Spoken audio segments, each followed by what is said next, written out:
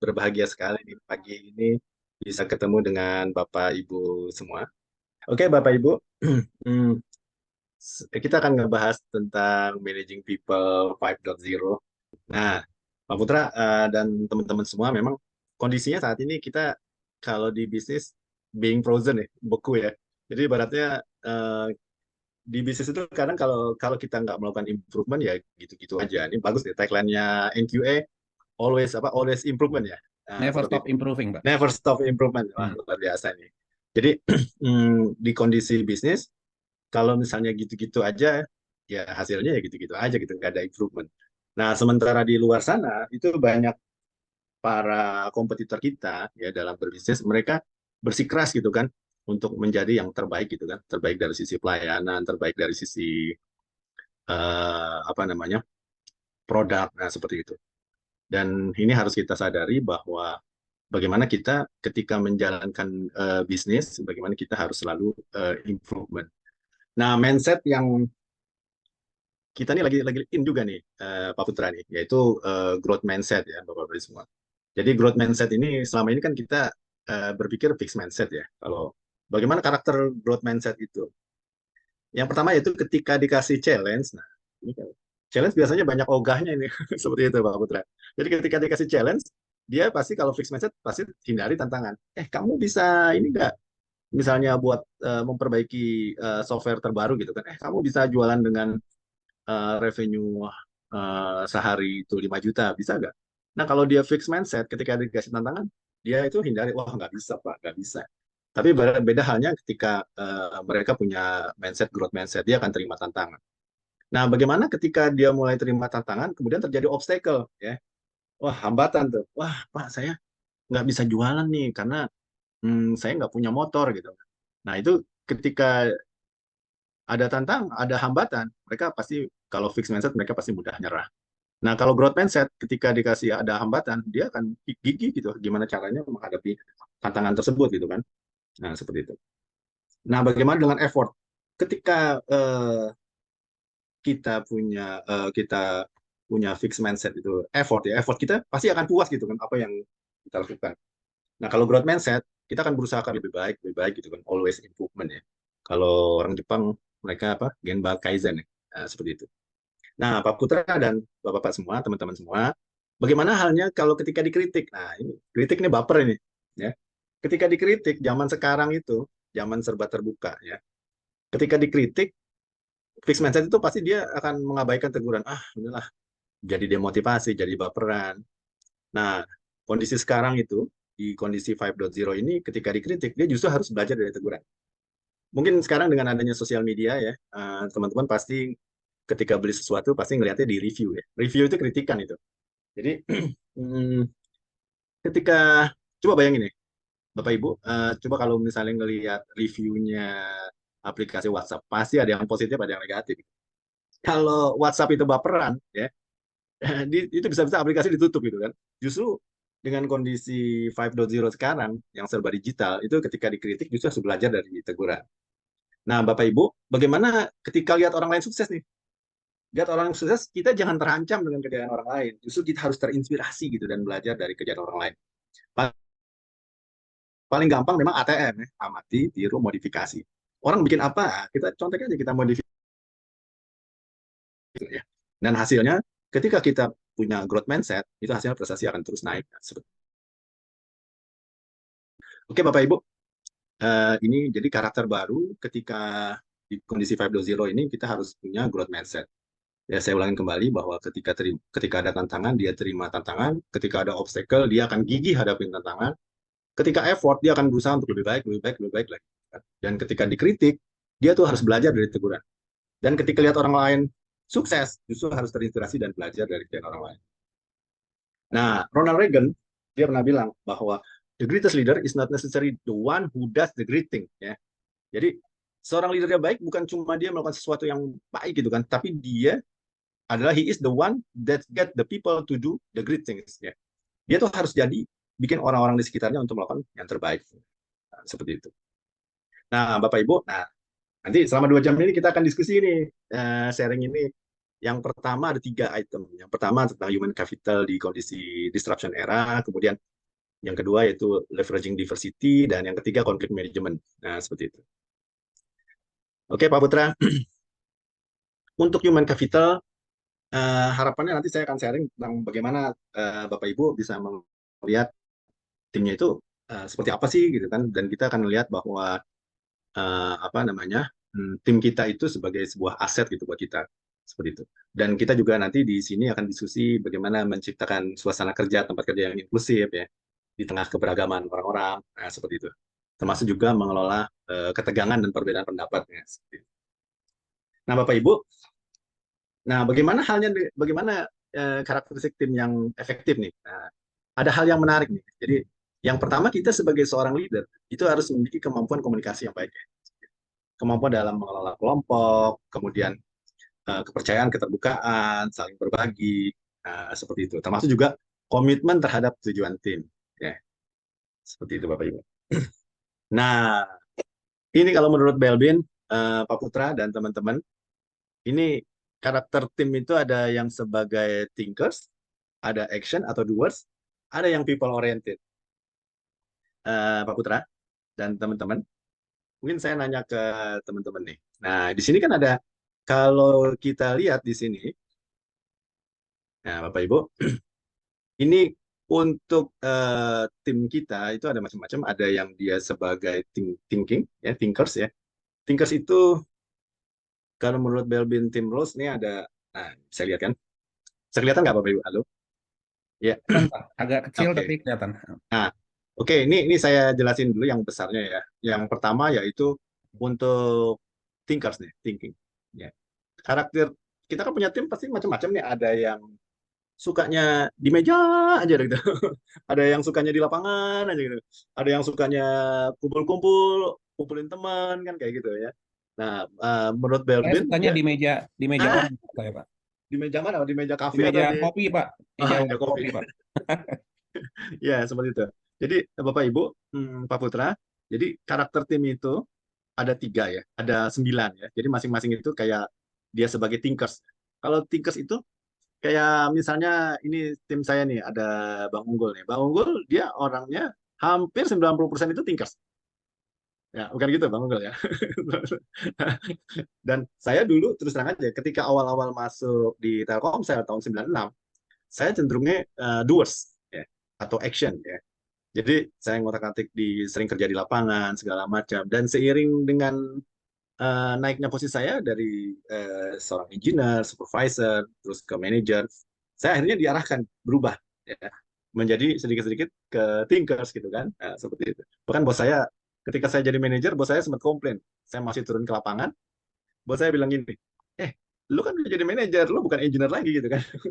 Jadi lu harus berpikir lebih strategik lagi gitu kan. Apalagi naik kemudian jadi posisi GM, apalagi kemudian diamanahi sebagai komisaris atau pengawas di Kisel, seperti itu.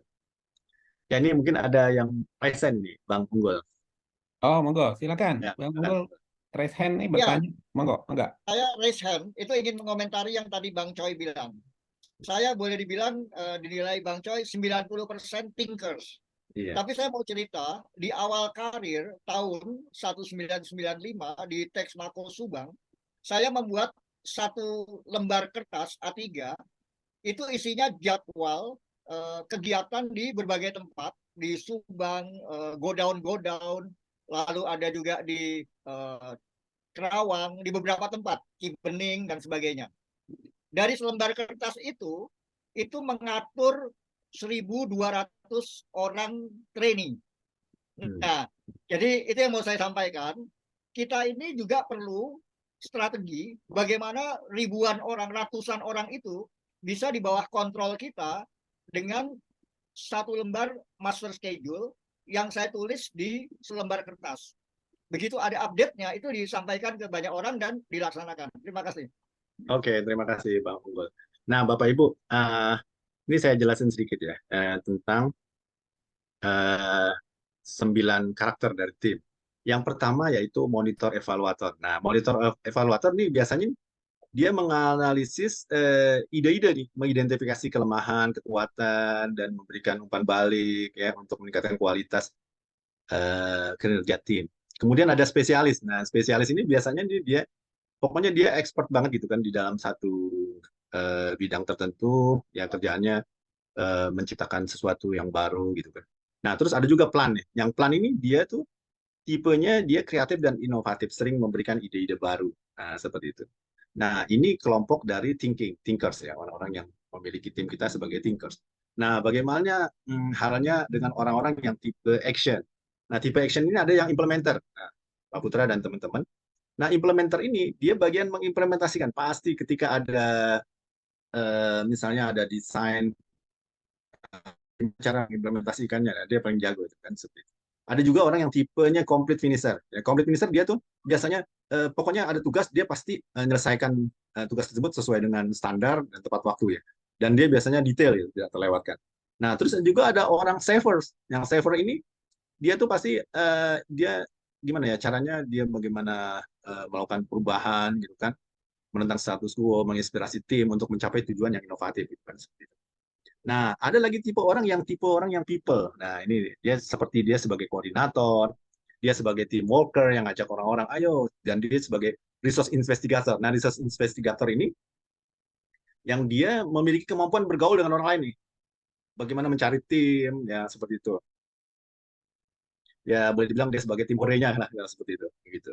Nah, Bapak Ibu, kira-kira Bapak Ibu yang ada di sini bisa tolong di chat atau bisa tolong apa namanya ada yang mau raise hand atau yang mau sharing. Kayaknya saya tipenya orang ini nih koordinator atau Pak Putra mungkin tadi Bang Unggul sudah cerita. Pak Putra saya mau nanya nih mungkin di timnya Pak Putra pasti Pak Putra kan dan teman-teman pasti sudah punya di timnya. Wah saya oh si A ini cocoknya memang dia sebagai seorang saver. Wah si B ini seorang koordinator. Nah si C ini sebagai seorang monitor evaluator. Ya kan? Seperti itu. Mungkin Bapak Ibu bisa di chat di sini kira-kira saya tipenya apa ya? Seperti itu. Monggo, silakan teman-teman Ya. silakan tulis di chat kira-kira teman-teman dari 9 karakter ini teman-teman di yang mana gitu ya. Silakan. Ada yang nulis? Sepertinya mungkin ada lebih dari satu kali ini Pak, sehingga teman-teman belum ada yang nulis nih. Pak Niki lagi Ya. nulis nih kayak ini Pak Niki nih. Ya. Pak enggak Saya teman-teman? udah nulis, Bang Putra. Kenapa Pak? Saya Silakan. udah nulis. Bapak udah tulis? Udah. Oh, sorry. Ke individu ya. Sorry, Oh salah, itu salah. iya nggak keluar Pak. Oh, iya. Oke. Iya. Ini Mbak Nia. Mbak Nia adalah resources investigator. Oh, resource Yes, investigator. Wah, keren, keren. yes, Pak Hadi- Putra, Bang Coy, Bang Unggul, Ya, Siap. oke. apa kabar ya? Baik. Pak Rahadian juga sama tuh kayaknya. Ini resource investigator. Oke. Pak Suyadi company worker. Oke. Bang Unggul ini kayaknya 99-nya nih Bang Unggul nih kayaknya. Iya. Kemudian Pak Riki lebih ke koordinator. Mbak Reni resources investigator. Sepertinya banyak yang resources Ya, investigator nih betul. Pak. Ya. Bang Nah, Moko ini Monef. Monef itu apa Monef? monitor Oh, evaluation. monitor evaluasi. Oke. Ya, sepertinya Bang Moko ini Monef. Oke. Dan ini Grivi ada lebih dari satu ini Pak. Jadi ada thinking action dan Ya. dia lebih condongnya ke yang mana nih? Agar lebih Nah, ini. benar. Oke. Dan Bang Andi complete finisher ya. Ah, ya, oke. Lanjut Bang Joy. Oke. Jadi Bapak Ibu, Pak Putra dan Bang Unggul, serta teman-teman semua, sebenarnya tujuan dari ada Build Trim Rules ini kita bisa memitigasi potensi yang yang dimiliki oleh tim kita. Nah, misalnya kita ada project, misalnya project pembuatan aplikasi untuk training gitu kan. Nah, kita bisa awalnya kita harus ngumpulin siapa dulu nih misalnya. Oh, kita harus ngumpulin resource investigator ya, orang-orang yang bisa mengorganize ya, gimana caranya project ini bisa terdeliver. Nah, kemudian kita cari orang-orang aplikasi yang dia karakternya complete finisher ya. Jadi ketika mulai aplikasinya dan segala macamnya seperti itu. Dan kita juga cari, oh ini ada kita juga perlu seorang koordinator yang bisa mengorganisasi semua ini, gitu kan seperti itu. Jadi Bapak Ibu, kenapa kita harus paham BLBN Team Plus ini? Tujuannya adalah bagaimana kita bisa mengorganisasi tim kita Ya, saya kalau dulu dan sampai sekarang saya masih mencatat ini, Pak Putra ya. Tim saya ini siapa dan dia punya kompetensinya apa, seperti itu. Sehingga ibaratnya kayak pasukan perang gitu kan. Saya butuh seorang yang misalnya yang suka bawa panah, saya suka orang yang expertnya memanah, orang yang expertnya mengorganize tim gitu kan, seperti itu. Oke Bapak Ibu, saya izin lanjut. Hmm,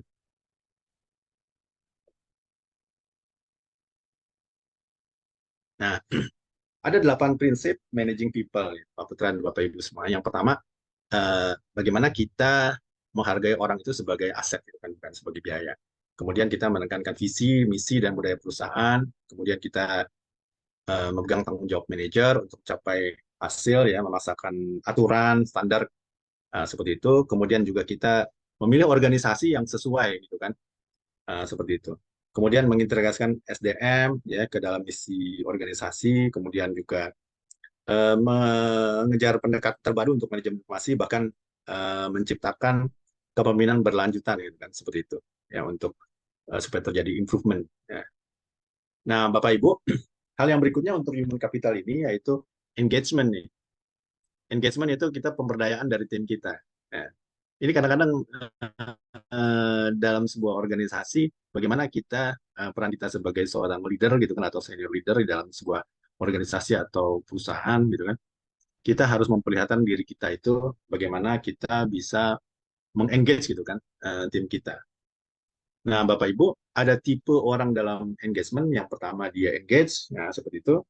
Dia terikat gitu kan. Jadi sebagai pembangun dan dia membantu kita untuk mencapai tujuan organisasi. Terus ada juga yang not engage nih, Pak Putra dan teman-teman semua. Yang not engage ya, seperti itu. Dia nggak mau terikat gitu kan, dan dia cenderung untuk berkonsentrasi pada tugas-tugas daripada sasaran ya. Nah, seperti itu. Ada lagi yang actively disengage. Jadi dia yang ibaratnya nggak mau aktif gitu kan. Nah, seperti penghuni gua gitu kan, diam ya, seperti itu. Ya. Nah, Bapak Ibu, nah saya kasih tips sedikit nih bagaimana mengembangkan engagement dalam tim ya. Yang pertama yaitu komunikasi ya, kembali lagi Pak Putra, bagaimana kita berkomunikasi dengan tim kita yaitu dengan jelas dan konsisten. Kemudian juga kita menciptakan aturan dan praktek-praktek bagaimana menstimulan tim kita, dan yaitu, nah ini penting nih, memelihara diskusi terbuka. Ya. Nah ini kadang-kadang antara atasan dan bawahan dengan tim kita gitu kan. Nah ini memang perlunya komunikasi itu, yaitu tadi ya, bagaimana kita bisa melibatkan tim kita. Saya kalau dulu mungkin di sini ada salah satu tim saya itu, saya sering makan bareng ini Pak Putra. Dan teman-teman makan bareng, makan bakso bareng gitu kan, makan jajan di luar bareng gitu kan. Kalau sekarang ngopi bareng mungkin Pak Putra ya, ya Pak Putra dan teman-teman yang ngopi-ngopi bareng gitu kan. Nah ini penting nih. Jadi pakai personal touch itu kadang eh, yang disentuh itu relationship-nya gitu kan, eh, hatinya gitu kan, kita rebut hatinya. Nah setelah itu, setelah timbul trust gitu antara kita dengan tim kita, pasti semua pekerjaan bisa terselesaikan dengan baik gitu kan. Dan yang ke-9 ini Pak Putra, memberikan penghargaan. Eh, Kalau saya biasa dulu ini bahasanya apa namanya, rayakan setiap kemenangan-kemenangan kecil. Seperti itu Pak Putra dan teman-teman Bapak Ibu semua. Jadi merayakan setiap kemenangan-kemenangan kecil. Misalnya hari ini kita misalnya di sales ya, hari ini kita achievement tambah 10 orang customer. Wah, itu biasanya suka ini Pak Putra, beli coklat atau beli es krim ya. Kita bagi-bagi ke teman-teman. Wah, oke, ini pencapaian kita untuk hari ini ya, merayakan setiap kemenangan-kemenangan kecil. Nah, itu memotivasi teman-teman, seperti itu ya. Ini Bang Miki bilang nih, kalau dulu sering banget ditraktir. Saya dulu terus terang aja, sering nongkrong-nongkrong gitu kan, jadi sering traktir tim saya gitu kan. Traktirnya sih nggak yang mewah-mewah, misalnya kita makan bakso di bawah atau makan somai bareng gitu kan, seperti itu. Ya, oke Bapak Ibu, ini untuk human capital. Ya, yang berikutnya yaitu leveraging diversity ya. Jadi kita nggak bisa dipungkiri lah, kita hidup di dunia ini dengan berbagai macam suku, kebiasaan, adat, usia, seperti itu. Dan di dalam organisasi pasti kita sebagai seorang individu, kita sebagai seorang yang hidup di dalam grup kita atau di departemen kita, atau kita hidup di perusahaan yang begitu besar dengan banyak grupnya, seperti itu. Dan di sini saya akan jelaskan tentang diversity, equity, dan inclusion. Ya. Untuk diversity sendiri, nah ini Bapak Ibu, diversity itu keberagaman. Ya. Kadang kita di kantor kita atau di dalam tim kita pasti ada komposisi tim kita ada yang cewek dan cowok. Nah, ini banyak nih. Kayak tadi udah ada di chat tuh ada yang pertanyaan Pak gimana apa nih dari Mbak siapa nih? Mbak Putra nih dari Mbak atau Mas nih, Grevi Wiziani nih. Seperti itu. Jadi banyak keluhan-keluhan bagaimana kita di dalam tim kita pasti ada komposisi cewek, ada karyawan perempuan maupun karyawan laki-laki. Nah, saya banyak menyikapinya nih biasanya kalau punya bos nih yang perempuan ya, mohon maaf Bapak Ibu yang perempuan, biasanya kalau lagi PMS itu kan emosinya beda-beda tuh, seperti itu. Dan bagaimana kita menyikapinya kalau kita punya bos atau atasan yang perempuan, seperti itu. Kemudian juga keragaman usia nih. Nah, biasanya di tim kita kadang ada yang Gen Z, kadang ada yang apa namanya orang tua, yang senior. Itu treatmentnya juga beda-beda. Ya.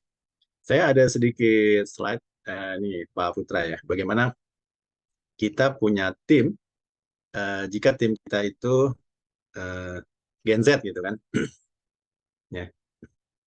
Jadi ini ada treatment sendiri nih. Kayak di perusahaan saya yang lama itu bagaimana kalau untuk Gen Z ini Pak Putra dan Bapak Ibu semua, biasanya tuh mereka dalam dunia kerja itu dia punya jiwa bisnisnya tinggi Pak Putra.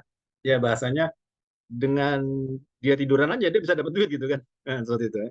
Generasi rebahan ya. Rebahan terus tapi dia main HP gitu kan tiba-tiba dia dapat duit gitu kan karena dia jualan sebagai ya kayak anak saya di sini gitu kan. Saya punya anak nih saya kuliah di Inggris di Singapura ya. Setelah sampai ke Indonesia dia nggak mau kerja gitu kan. Dia bilang aku rebahan aja aku bisa dapat 100 juta gitu kan. Jadi dia sebagai broker gitu kan ambil produk dari China dia jual di sini cuma secara online. Nah, seperti itu. Nah, Bapak Ibu, karakter Gen Z juga dia biasanya nggak loyal tuh. Ya. Mungkin Bapak Ibu di sini ada yang Gen Z ya. Silakan di chat ya.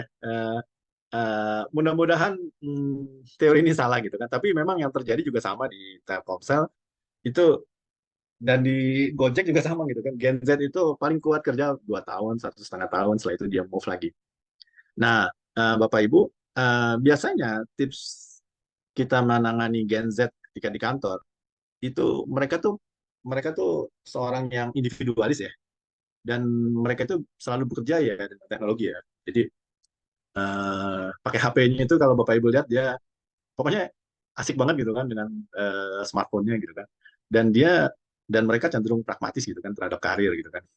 Nah Bapak Ibu kita juga mengalami hal yang sama. Gen Z itu setelah 2 tahun kita training dan segala macam mereka dengan gampangnya itu pindah gitu kan. Dan pindahnya itu ya kembali lagi misalnya mereka lari ke perusahaan startup. Nah sama ketika masuk di startup misalnya di Gojek dari Telkomsel mereka masuk ke Gojek sama itu dikasih posisi besar mungkin gaji besar. Nah kuatnya cuma 2 tahun gitu kan. Nah seperti itu. Dan biasanya tuh mereka punya karakter nah ini Bapak Ibu ya. Mereka tidak loyal ya. Saya ya, dan teman-teman akhirnya mensiasati gimana caranya supaya mereka betah gitu kan. Mereka tuh cenderung kita kasih banyak project.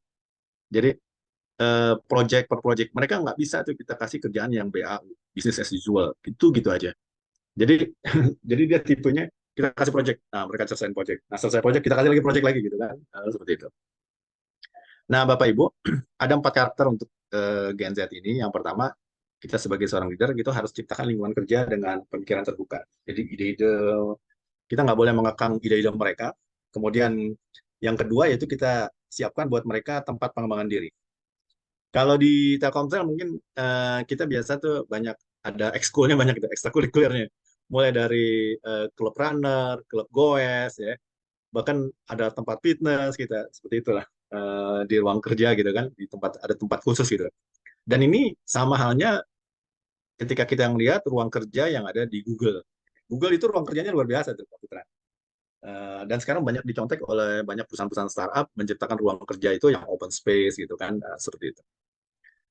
Nah, Bapak Ibu, kemudian juga tadi kita hadirkan work-life balance di dalam perusahaan kita gitu kan. Jadi mereka bisa juga kerja, mereka bisa berolahraga ke komunitas yang lainnya, dan yang terpenting adalah mereka juga suka bekerja dengan teknologi gitu kan. Jadi ketika kita punya tim Gen Z, ya kita harus follow tuh IG-nya.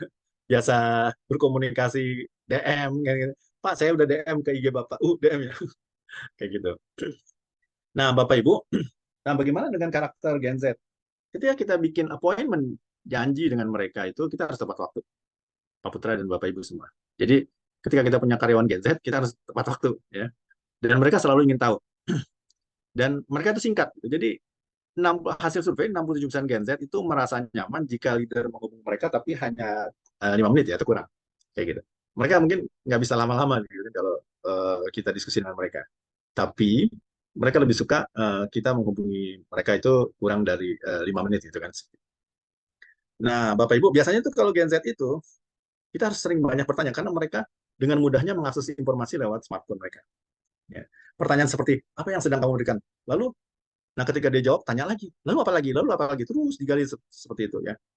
Dan biasanya di mereka itu kita pokoknya gimana caranya mengeksplor mereka, cari lebih banyak gitu kan terhadap mereka. Ya. Oke, mungkin itu untuk yang Gen Z, Bapak Ibu ya. Saya boleh share lagi bagaimana halnya dengan karyawan yang senior. Nah, Pak Putra dan Bapak Ibu ya. Eh, biasanya kalau karyawan senior nih, yang terpenting adalah jangan nanyain usianya berapa gitu. Seperti itu ya. Dan mereka tuh biasanya, mohon maaf Bapak Ibu di sini mungkin ada yang senior kayak saya mungkin atau yang lainnya. Biasanya kadang-kadang gaptek tuh kan. Kalau buka HP itu aja udah kayak moto ya, Pak Putra ya. Karena nggak fontnya besar-besar gitu kan. Seperti itu. Dan yang terpenting lagi yaitu kita ketika bekerja dengan tim kita yang senior itu harus temukan kesamaannya. Misalnya tim kita yang senior ini dia suka goes, nah, kita mulai tuh goes bareng sama mereka gitu kan. Ya. Dan Bapak Ibu penting juga ketika ngasih arahan itu ke mereka yang senior ini harus one on one. Ya. Datang ketemu ya makan bareng, nah itu ngopi bareng baru kita ngobrol gitu kan. Bapak Ibu kemudian juga fokus pada hasil ya. Ketika fokus adalah jadi kan biasanya agak ngalor ngidul dia cerita segala macam. Nah, kita harus arahkan kita fokus pada hasil. Nah, pokoknya setelah kita dapat bonding dengan tim kita yang senior, nah setelah itu kita ceritakan apa yang kita mau gitu kan. Nah, seperti itu. Oke, Bapak Ibu, izin saya lanjut lagi. Jika ada pertanyaan, dipersilakan atau Bang Bang Coy, ini mungkin bukan ya, masalah umur aja ya, tapi masalah oh, ya. geografis juga pengaruh kali ya Bang Coy ya. Kayak Betul. negara kita kan Indonesia ini sangat luas. Mm-mm. Saya sering ke Medan itu, kalau di Medan itu keputusan-keputusan itu semuanya di warung kopi Bang. Jadi ada di Betul. kantoran gitu ya. Jadi semua keputusan di warung kopi. Tapi kalau di beberapa ya kayak di Jakarta mungkin banyak keputusan yang diambil secara lebih formal. Apakah bicara geografis atau Ya, mungkin masuk yang kategori etnis kali Bang ya? Itu betul. juga Ya, mempengaruhi ya Bang Coy. ya. Jadi diversity kan keragaman ini salah satunya yaitu selain tadi pria dan wanita, terus generasi ya, usia, kemudian juga budaya juga sama. Ya. Saya banyak mengalami ketika punya bos yang orang Singapurian, ya. Itu kalau ngomong kalau maki-maki itu kebun binatang semua tuh Bang Putra. Tapi memang culture-nya seperti itu kali ya. Kemudian juga beda halnya ketika kita punya bos yang orang Jawa ya, Jawani banget gitu. Beda halnya dengan kita punya bos yang orang Batak gitu kan. Nah, seperti itu ya. Jadi memang ini keragaman etnis ini apa namanya? Ya kita harus accepted gitu kan. Harus terima gitu kan di kondisi ini. Nah, kemudian saya izin lanjut Bang Putra, ya, kemampuan fisik juga sama ya, Ya, yang disabilitas dan segala macam untuk beberapa kantor yang mempekerjakan karyawan disabilitas. Nah, Bapak Ibu, ada dua karakteristik nih diversity, mulai dari tadi usia, karakteristik utama ya, usia, etnis, gender, kemampuan juga sama. Kemudian karakteristik lainnya kayak tadi geografi, termasuk pengalaman kerja pengaruh nih, Bang Putra dan teman-teman semua. Jadi mereka yang sudah kerja 10 tahun dengan 5 tahun itu beda gitu kan. Nah, termasuk juga gaya berkomunikasi, status keluarga itu pengaruh, Bang Putra. termasuk pendidikan ya. Mereka yang misalnya lulusan luar negeri S2 dengan mereka yang cuma lulusan STM gitu kan. Seperti itu. Nah, berikutnya yaitu Bang Putra dan Bapak Ibu semua, itu equity. Nah, setelah tadi kita belajar apa namanya diversity, ada equity. Nah, equity ini perlakuan adil nih buat semua. Equity beda sama equality ya. Kalau equality kita perlakuan sama gitu kan, semua tim gitu kan. Nah, sedangkan di dalam bisnis atau organisasi kita itu yang kita pegang ada equity, yaitu kita memperlakukan adil untuk semuanya. Nah, seperti itu. Jadi nggak bisa tuh di equality semuanya, Bapak Ibu. Jadi harus equity. Oke, kemudian berikutnya yaitu inclusion. Nah, inclusion ini adalah bagaimana kita sebagai seorang leader itu harus merangkul semua karyawan, ya, merangkul supaya apa? Mereka bisa memberikan kontribusi buat perusahaan gitu kan. Nah, nggak bisa dibedakan antara si A, si B, si C gitu kan. Nah, Bapak Ibu, bagaimana ada 6 karakter nih pemimpin inklusi ya. Ya, sedapat mungkin kita memanfaatkan setiap perbedaan dari tim kita ya untuk ya itu tadi untuk bagaimana memajukan perusahaan ini. Yang pertama yaitu komitmen ya. Komitmen ini kita sebagai seorang leader, nah ini harus sama komitmen ini yang ibaratnya punya semangat yang sama bahwa kita misalnya berkomitmen bulan ini kita sales kita harus meningkat 10%. Nah, seperti itu. Komitmen itu yang ibaratnya kadang di tengah jalan kita berubah, ya, kita harus komitmen kayak gitu. Terus yang kedua yaitu courage ya. Kita harus berani gitu kan. Berani bahwa sebagai pemimpin kita ya harus tegas gitu kan, berani. Nah, kemudian yang ketiga yaitu cognizant, yaitu kita bertanggung jawab dengan apa yang jadi tanggung jawab kita ya, dari target kita. Kemudian juga curiosity ya. Curiosity itu kita rasa ingin tahu gitu kan. Sering mengeksplor gitu kan setiap kemampuan yang dimiliki oleh tim kita. Yang berikutnya yaitu cultural intelligence ya. Jadi nah ini seperti tadi Bang Putra utarakan bahwa masing-masing tim kita punya perbedaan mulai dari suku, agama, kebiasaan, pendidikan ya. Dan yang terakhir yaitu collaboration ya. Bagaimana kita melihat bahwa kolaborasi ini bisa menghasilkan sesuatu yang lebih baik. Oke, Bang Putra. Nah, inklusi ini yang pertama yaitu memang menciptakan suasana kerja yang inklusi ini ya kita memodifikasi, artinya komunikasi kita dengan tim, ya, kemudian memanfaatkan setiap perbedaan-perbedaan tersebut gitu kan menjadi sebuah kekuatan ya, seperti itu. Kemudian juga nah termasuk juga mengembangkan kebijakan prosedur nih Bang Putra ya. Jadi kebijakan prosedur yang kita buat di dalam perusahaan kita itu bagaimana harus mengakomodir setiap perbedaan-perbedaan. Nah, seperti itu. Nah, Bang Putra, ini ada statement nih dari Matthews Injection ya. Dia bilang ini, walaupun tidak dapat dipungkiri bahwa keragaman SDM dalam sebuah perusahaan itu kadang juga memiliki sisi negatif ya, seperti kesulitan untuk berkomunikasi serta meningkatnya ketegangan dan konflik di tempat kerja. Nah ini kadang kadang karyawan yang eh, suku Jawa itu berkumpul gitu kan, ya. Nah ketika dia ngomong pakai bahasa Jawa, tiba-tiba ada timnya yang dari suku Sunda masuk ke dalam gitu kan. Nah itu kadang-kadang suka gimana ya? Lu beda, lu bukan orang Jawa gitu kan. Nah kayak gitu. Nah, tetapi kita sebagai seorang leader bahwa itu adalah sebenarnya kekuatan yang bisa kita manfaatkan gitu kan. Bagaimana keragaman itu menjadi persoalan strategi ya buat kita dalam mengelola tim kita. Saya banyak mengimplementasikan itu, misalnya nih ketika kita dulu ekspansi ke daerah Papua. Kita banyak merekrut orang-orang lokal untuk bekerja di kita, supaya apa? Supaya mereka lebih paham nih, lebih paham kearifan lokal gitu kan. Bagaimana dia bisa berkomunikasi dengan tokoh-tokoh masyarakat setempat. Ya. Bahkan Pak Putra dan Bapak Ibu semua, ketika saya tahun 2008 diamanahi perusahaan sebagai General Manager di wilayah Jawa Tengah, Jogja. Nah, saya sebagai seorang Betawi, saya harus belajar itu. Saya panggil manajer saya, diajarin, Pak Putra, saya minta diajarin kromo inggil, mungkin Pak Putra ya. Pak Putra bisa kromo inggil, Kak?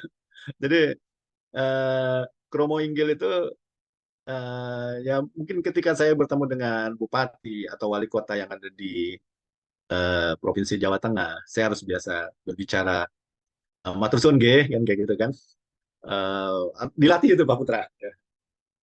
Seperti itu supaya ketika dimanapun saya berada saya harus menjadi bagian dari mereka. Seperti itu.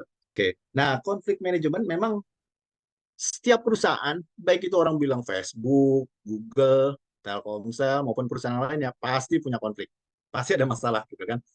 Nah, bagaimana kita mengantisipasi masalah tersebut dan mencegah terjadinya konfrontasi yang kontraproduktif ya. Nah, Bapak Ibu, ada aspek yang berperan dalam konflik. Yang pertama yaitu behavior ya, ini pentingnya. Ada yang visible, ada yang kelihatan, ada yang nggak kelihatan ya Pak Putra dan Bapak Ibu semua. Behavior mulai dari statement ya, pernyataan-pernyataan ya. Mungkin kita salah sebut, salah ngucap gitu kan.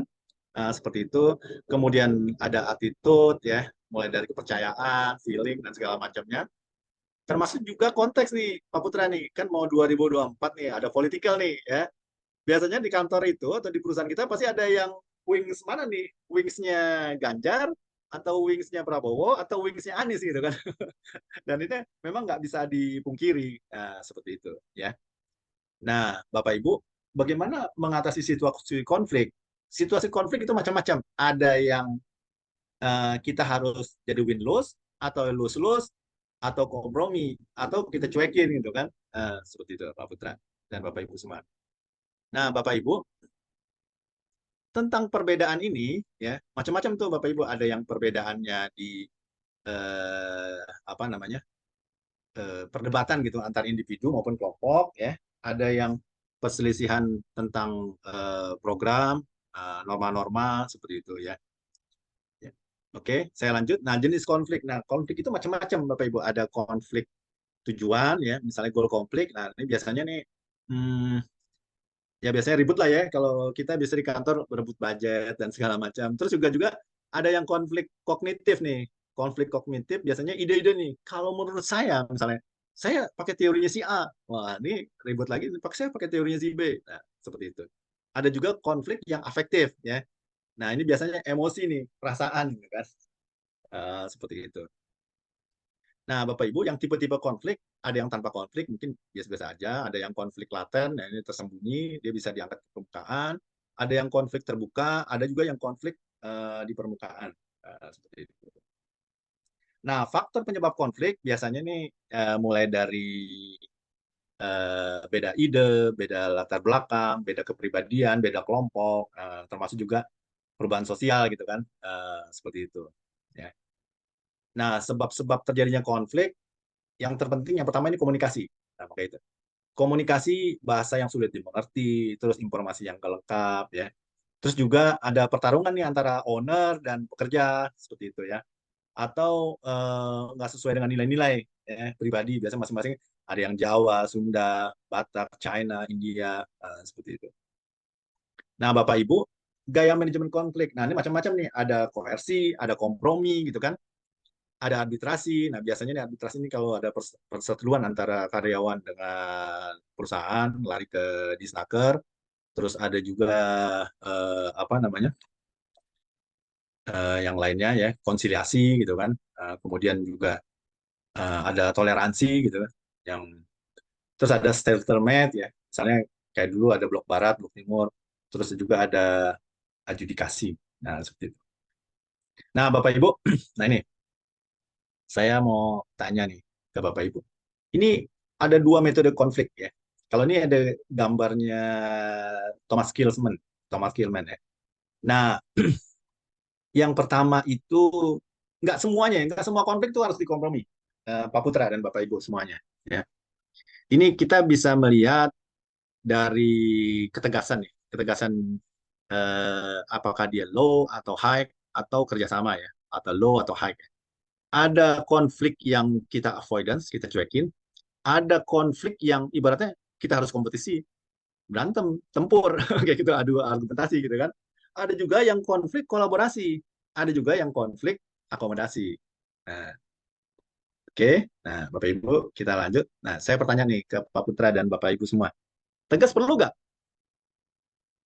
Pak Putra, Bapak Ibu semua, tegas perlu nggak? Tolong di chat. Teman-teman Perlu tolong di-chat tegas perlu apa tidak? tegas perlu apa enggak? Perlu dong, tergantung Perlu fungsi. dong. Wah, perlu. Yes. Nah, kayak gitu. Ini kan kadang-kadang orang, Pak, saya nggak bisa tegas nih. Ya. Tegas perlu, ya. Jadi tergantung situasi, Bang. Wah, ada lagi nih. Perlu tergantung situasi, sangat perlu, ya. Gitu. Ya. Jadi Bapak Ibu, saya lanjut, ya. Ketegasan itu diperlukan, ya, karena yang hal-hal yang dapat dianggap sebagai emergensi, misalnya kayak gini. Kita butuh hasil yang dibutuhkan harus cepat. Ya. Kalau kalau nggak dieksekusi sekarang, maka kita lose revenue. Nah, kayak gitu. Tegas tuh, Pak. Terus ada lagi yang ketika moral atau etika atau moralitas dipertanyakan. Misalnya ada karyawan yang cheating, korupsi, ya. Nah, tegas tuh, harus sesuai undang-undang. Nah, seperti itu. Terus kita tahu dan kita yakin bahwa ini kalau nggak dijalanin, perusahaan nggak bakalan maju. Nah, seperti itu, ya. Nah, demikian Bapak Ibu. Nah, terus yang berikutnya, nah bagaimana kita nih mengungkapkan ketegasan? Pertama dari body language kita ya. Ketika kita bilang sesuatu yang tegas itu, body language kita harus ya gimana ya? Ya tegap gitu kan. Harus confidence gitu kan, ya. Dan harus ketika kita mengungkapkan sesuatu itu kalem. Walaupun kita sebenarnya sedang marah, emosi, voice kita tuh tetap harus kalem. Nah, seperti itu, ya. Terus tone-nya dan harus positif juga gitu kan. Kata-kata yang biasa diungkapkan misalnya, apakah saya ingin kayak gitu. Saya ingin malam ini dieksekusi. Karena kalau nggak dieksekusi, ya software terbarunya atau konstruksi ini kalau nggak selesai, besok kita akan nggak dapat uang gitu, nggak dapat budget atau nggak dapat revenue gitu kan. Eh, seperti itu, ya. Nah, Bapak Ibu, juga di sini ada apa namanya kerjasama ya. Kalau tadi kan tegas ya. Nah, kerjasama itu juga penting ya. Kita bisa melihat bagaimana setiap orang itu kita bersama-sama bekerja sama untuk mencapai suatu tujuan gitu kan. Ya. Oke, saya lanjut. Nah, kembali lagi Bapak Ibu, konflik manajemen yang tadi ya. Nah, ini ketika kondisinya kapan kondisi avoiding yang kita cuekin ya. Ini biasanya kondisi ketika apa namanya? Saya balik ya. Nah, avoiding tuh biasanya tuh masalahnya ini mah bisa dikerjakan nanti gitu kan. Ya udah kita skip aja gitu kan. Uh, Kemudian juga kompetisi, misalnya kita yakin nih, misalnya di tim kita kan sama-sama semuanya orang hebat. Nah, kita yakin bahwa kalau nggak dijalanin, kalau aplikasi ini nggak dieksekusi, kita yakin gitu, maka kita nggak bisa dapat revenue. Nah, misalnya kita yakin, kita compete, ya, nah, seperti itu. Nah, bagaimana halnya misalnya, ini eh, ide kita misalnya, kayaknya kita ini deh, kalau misalnya nggak dieksekusi, ya udah kita kolaborasi aja lah sama divisi finance misalnya kayak gitu kan. Ya walaupun nanti ujung-ujungnya kadang ide kita diambil sama mereka, tapi it's okay gitu kan. Nah, kemudian juga ketika kondisi akomodasi nih, ya kita mengakomodasi. Ya kadang nggak semuanya, nggak selamanya kita yakin bahwa statement kita benar gitu kan. Kalau oh iya benar juga ya. Ya udah nggak apa-apa, pakai ide kamu aja. Nah, kita kan mengakomodasi. Dan kalau kompromi lain lagi nih. Kalau kompromi biasanya tuh ya kita pasti punya oke lah. Kompromi biasanya banyak kepala, banyak ide. Ya udahlah kita bareng-bareng aja kerjainnya gitu kan. Nah, cara menentukan sumber konflik. Nah, ini kadang-kadang konflik ini nggak semuanya ngomong gitu kan. Nah, biasanya tuh kita uh, ngelihat nih apa teman-teman Bapak Ibu semua, kita observasi. Biasa juga ada kotak saran tuh kan, kayak gitu. Atau kita cari konsultan, ya. Cari masalah gue apa sih gitu kan, masalah problem di perusahaan kita apa gitu kan. Atau misalnya kalau yang berat-berat tuh kan pakai ombudsman gitu kan. Seperti itu. Oke, nah tahapan mengelola konflik nih biasanya macam-macam nih. Ada konflik pencegahan, ya, penyelesaian, ya, resolusi konflik gitu kan. Oke, nah emosi ini penting, Bapak Ibu sekalian. Jadi emosi dan konflik itu, nah ini penting nih, mulai dari frustasi, marah gitu kan, ya seperti itu. Kemudian juga panas gitu kan, seperti itu. Ya pasti Bapak Ibu semua pasti pernah mengalami gitu kan, kayak gitu. Nah, bagaimana mengatasi emosi ini dalam konflik? Tarik napas, ya nggak? Nih, Bang Putra dan Bapak Ibu semua ya, tarik napas. Lega deh. Terus pusatkan pikiran, ya. Kita fokus pelan-pelan dan ngerubah pola pikir Bang Putra dan Bapak Ibu semua, ya.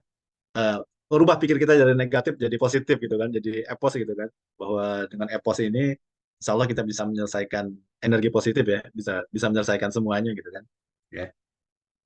Oke, nah kemudian juga ketika komunikasi dalam konflik gitu kan, kita juga harus banyak, boleh dibilang ketika konflik kita sebagai seorang leader tuh telinganya harus lebar, harus banyak mendengar gitu kan, apa keluhan dari tim kita gitu kan. Seperti itu. Ya.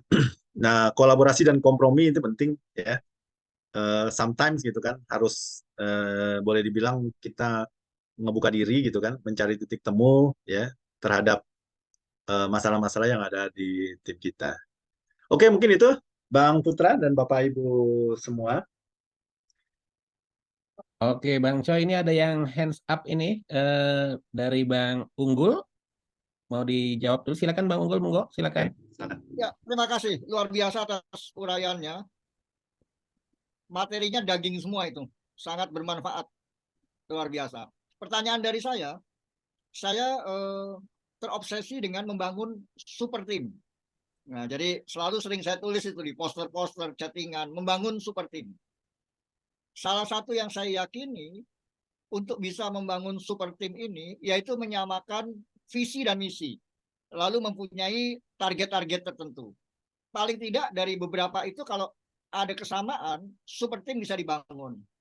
Pertanyaan kepada Bang Choi, mungkin ada strategi-strategi tambahan yang bisa dilakukan agar kita bisa membangun super team. Begitu pertanyaan saya, Bang Hairudin. Ya. Terima kasih. Oke, terima kasih Bang Unggul. Jadi kembali lagi, saya tuh cenderung ketika membangun super team, saya harus paham dulu tim saya itu siapa-siapa gitu. Yaitu tadi yang pertama ya, Belbin team rules gitu kan. Nah, itu saya paham mereka mulai dari, termasuk juga saya banyak mendata dulu, Bang Putra dan Bang Unggul dan Bapak Ibu semuanya. Saya dulu pernah, tadi Bang Prihartono sudah menjelaskan tentang Stipin nih. Ya, jadi ngecek sidik jari. Saya pernah tuh melakukan itu. Semua tim saya cek sidik jarinya supaya saya tahu cara kerja mereka kayak gimana. Ya.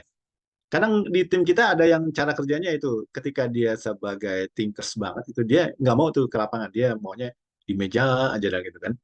Dan saya juga pernah melakukan itu ke anak saya tuh. Ternyata anak saya tipe pembelajar yang dia nggak bisa duduk di meja belajar, tapi dia belajarnya itu maunya rebahan, Pak. Jadi dia bisa belajar itu kalau dia di rebahan gitu kan. Tapi emang begitulah karakternya ya. Dari masing-masing orang beda-beda. Nah, saya bikin boleh dibilang profiling anak buah saya.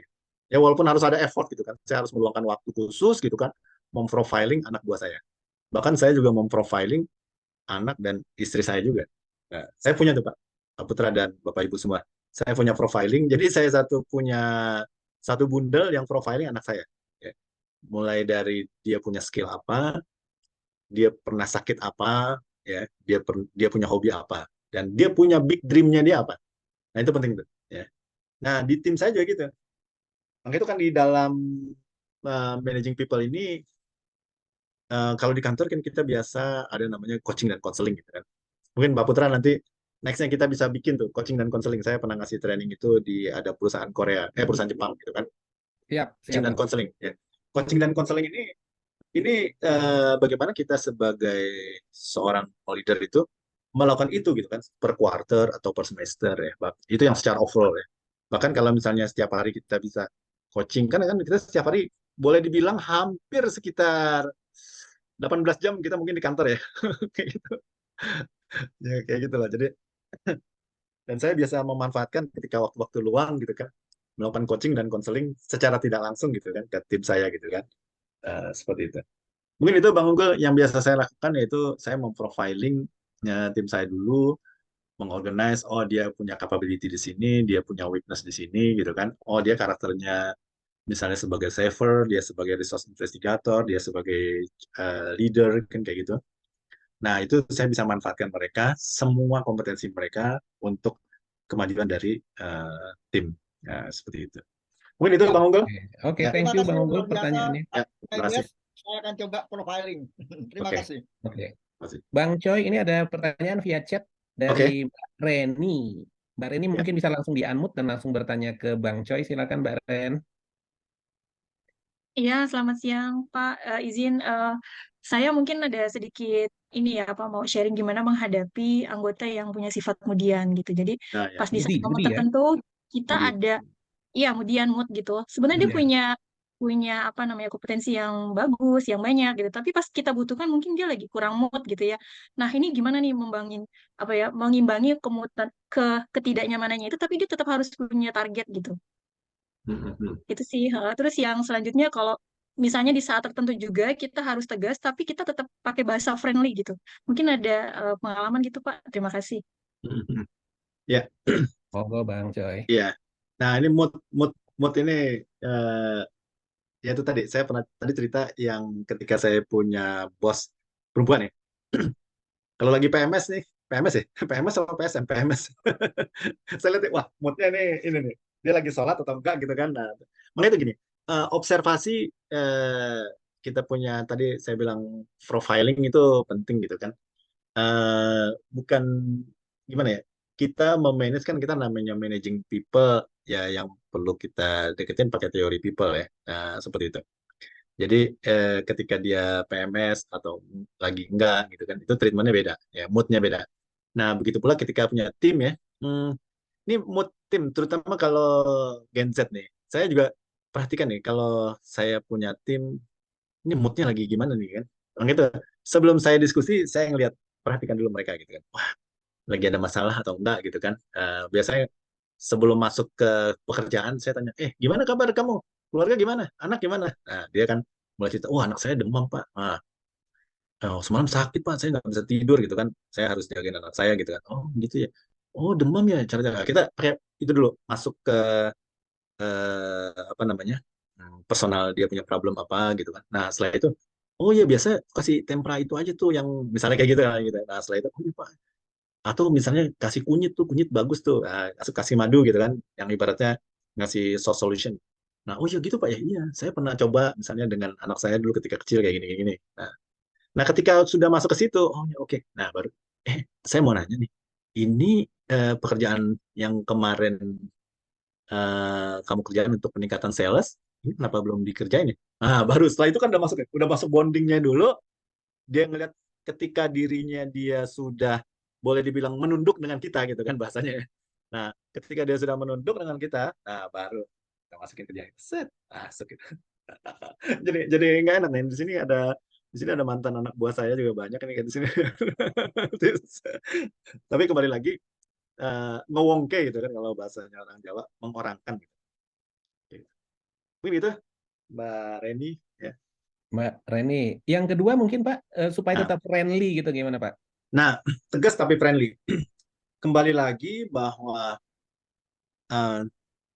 kembali kita ini ya membangun kesadaran dulu ya, membangun kesadaran bahwa sesuatu itu harus dimulai dari sebuah kesepakatan.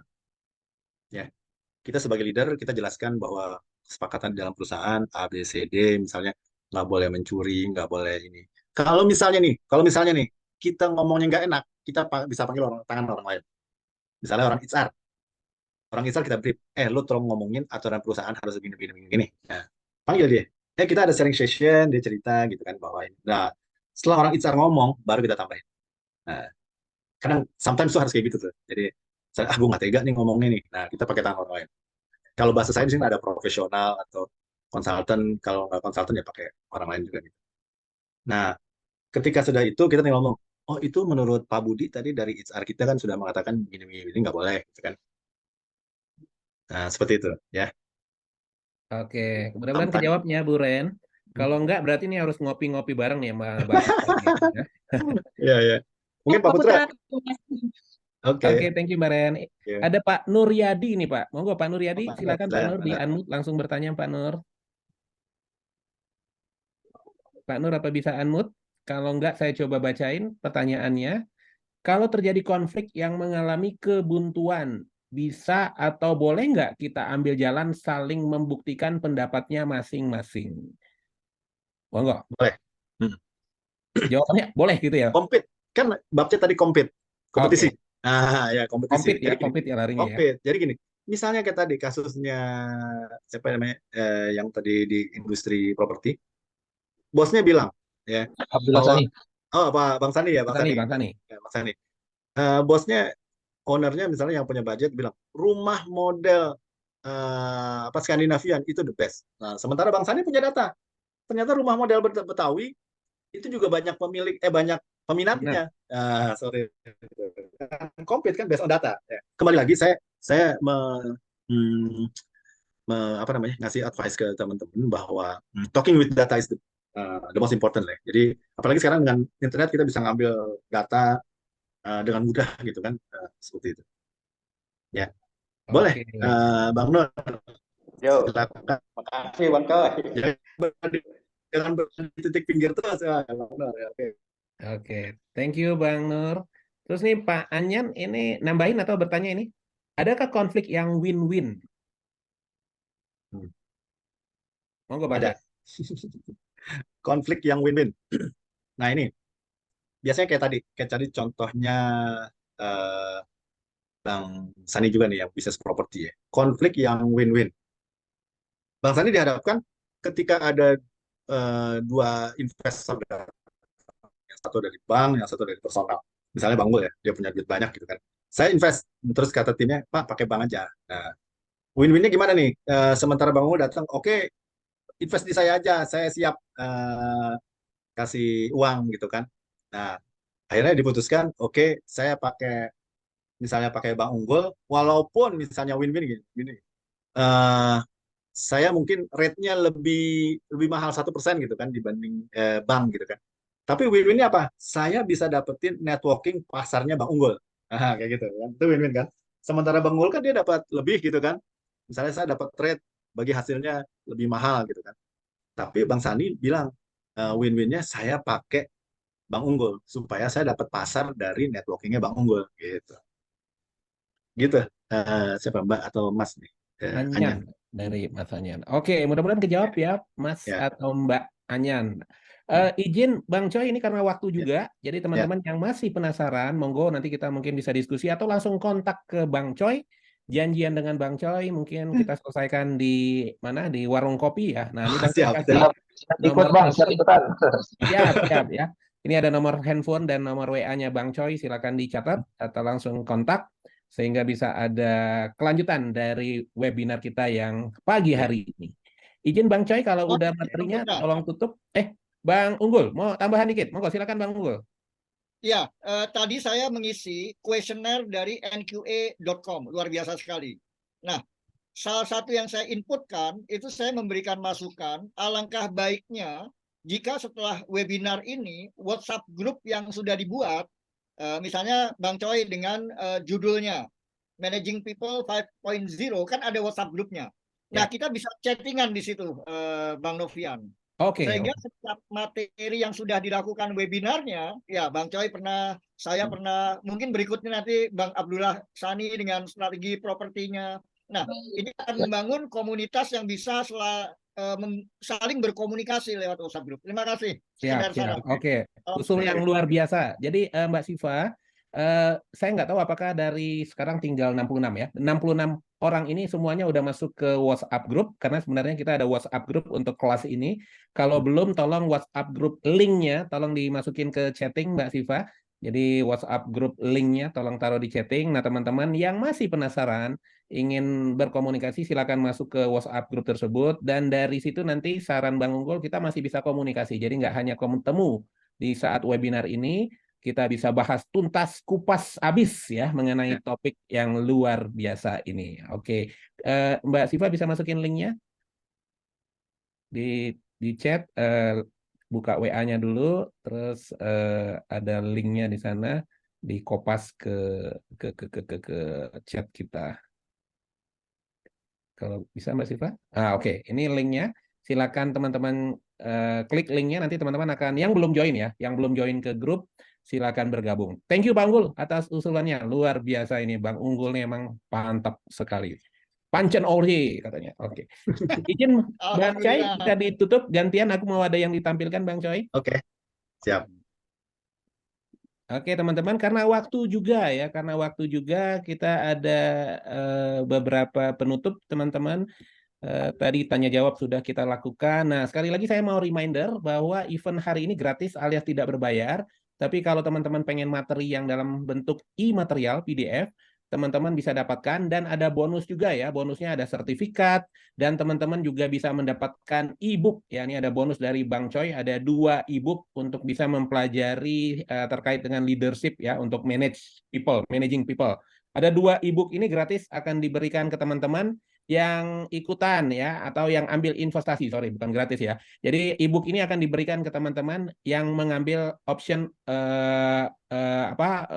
membeli sertifikat dengan investasi sebesar 150.000. Tinggal foto saja barcode-nya, nanti teman-teman akan dapat sertifikat, kemudian materi yang tadi yang daging semua dan akan mendapatkan 2 e-book berikut ya. Jadi monggo silakan difoto barcode-nya untuk nanti tersambung ke Mbak Siva. Oke, terakhir tak ada gading yang tak retak. Kami butuh perbaikan dari waktu ke waktu. Never stop improving. Teman-teman tolong beri inputan kepada kami sehingga ke depan kami bisa lebih baik lagi. Tinggal difoto barcode-nya dan inputannya tolong diisi sehingga kami melakukan perbaikan ke depannya. Ya, silakan untuk diisi, difoto barcode-nya dan kita lakukan perbaikan ke depannya. Oke, dari saya cukup. Kita ada foto terakhir ya, foto bersama. Izin teman-teman kalau bisa buka videonya. Oke, saya foto ya. Kasih senyum terbaik atau kasih jempolnya buat Bang Choi. Kasih jempol yang luar biasa buat Bang Choi. Tahan. 1, 2, 3. Sekali lagi ya, sekali lagi. Kasih jempol terbaiknya. 1, 2, 3. Tahan. 1, 2, 3. Oke, sekali lagi terima kasih teman-teman untuk kehadirannya. Bang Choi, ada kata penutup Bang Choi? Silakan Bang Choi. Oke, terima kasih Pak Putra dan teman-teman semua. Jadi dalam managing people memang banyak tantangan di sana sini, tapi intinya adalah dengan banyak belajar how to manage people. Insya Allah nih jadi sharing knowledge ini bermanfaat buat Bapak Ibu. Keep spirit, boleh bilang keep studying ya, tetap always improvement ya. Buat Bapak Ibu, sukses selalu buat Bapak Ibu semua. Terima kasih. Oke, sekali lagi tepuk tangan buat Bang Choi yang luar biasa di pagi hari ini. Teman-teman, sekali lagi terima kasih atas kehadirannya di webinar NQA pagi hari ini sampai siang jam 11.37 waktu laptop saya. Insya Allah kita ketemu lagi di minggu depan dengan topik yang berbeda dan pembicara yang luar biasa juga. Jadi stay tune untuk Sabtu depan. Nanti kita akan infokan kira-kira topik minggu depan apa ya. Teman-teman mungkin bisa bergabung kembali. Ada yang kurang-kurang, tak ada gading yang tak retak ya. Kalau ada yang kurang-kurang kami mohon maaf sebesar-besarnya. Sampai ketemu di Sabtu depan. Saya tutup. Assalamualaikum warahmatullahi wabarakatuh.